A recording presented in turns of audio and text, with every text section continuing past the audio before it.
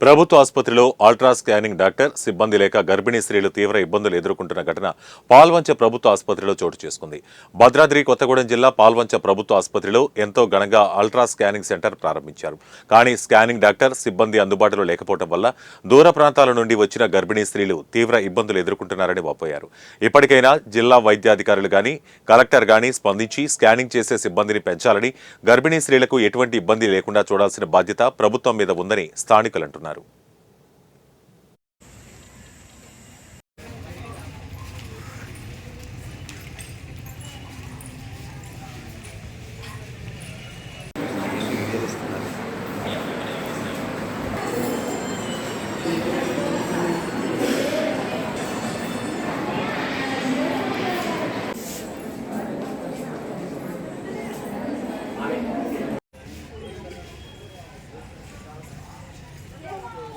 ఇబ్బంది పడకుండా స్కానింగ్ సిబ్బందిని వెంటనే అలర్ట్ చేయాల్సిందిగా కోరుతున్నాము.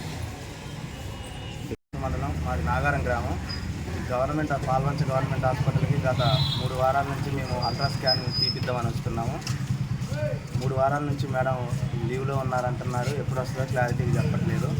కొత్తగూడెం కానీ రామవరం కానీ రిఫర్ చేయమంటే అక్కడ కూడా ఖరాబ్ అయ్యింది, మిషన్లు పనిచేయట్లేదని చెప్తున్నారు.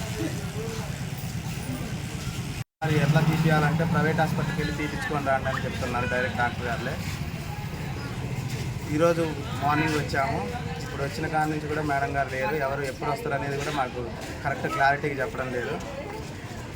దీనిపై అధికారులు ఎవరైతే చర్య తీసుకొని ఇబ్బంది పడకుండా స్కానింగ్ సిబ్బందిని వెంటనే అలర్ట్ చేయాల్సిందిగా కోరుతున్నాము. మండలం మాది నాగారం గ్రామం. గవర్నమెంట్ పాల్వంచ గవర్నమెంట్ హాస్పిటల్కి గత 3 వారాల నుంచి మేము అల్ట్రా స్కానింగ్ తీపిద్దామని వస్తున్నాము. 3 వారాల నుంచి మేడం